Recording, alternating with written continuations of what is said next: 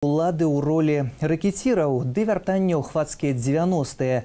І ўсё гэта ў Пінску. Сям'я будавала і ашчаджала, але іхную ўласнасць пастанавілі папросту забраць. Зусім іншае паказвае генеральны план, але пра лёс людзей не пытаюць. Ольга Старасціна.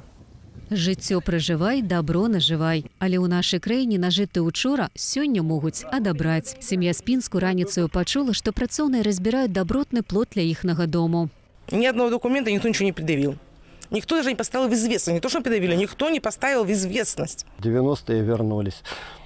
Сказали, слишком много земли, наверное, у вас. Документов нету, никто ничего не показывает. Сейчас приехал трактор ломать столбы дальше. Але не плот аб'ект зацікаўленасці чыноўнікаў з гарвыканкаму, якія выслалі працоўных зламаць яго, а надзел зямлі, што за плотам. Горисполком Пинский, что хочет, то и творит. Вот. Не подчиняется никому. Не подчиняется никому, потому что мы есть выкупленные в частной собственности. И нас грабят.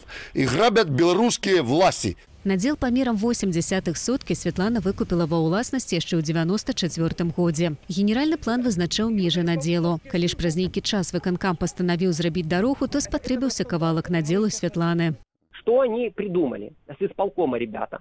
Они пришли и говорят, мы возьмем вот эти задние колья, вам немного сюда перенесем на 1,5–2 метра. Она говорит, у меня же площадь земучастка поменяется. А они говорят, так ничего страшного, мы тебе сейчас возьмем и с боковой стороны, где сейчас сносят этот забор, мы тебе его туда увеличим на 2 метра. Она говорит, ну мне какая разница, как бы женщина доверчивая. І без ведаму Святланы юрыдычна ўсталявалі іншыя межы надзелу. Атрымалася, што частку зямлі ў жанчыны забралі ў рэальнасці, а другую на паперы. Святлана прайшла ўсе судовыя інстанцыі, але безвынікова. А 3 гады таму суд увогуле пастанавіў скасаваць межы. Это все на данный момент, в 2014 году, отменено судом. Оно не существует. На данный момент участок существует. Он существует по генплану, больше его нету. Никаких документов никто мне не хочет предъявлять.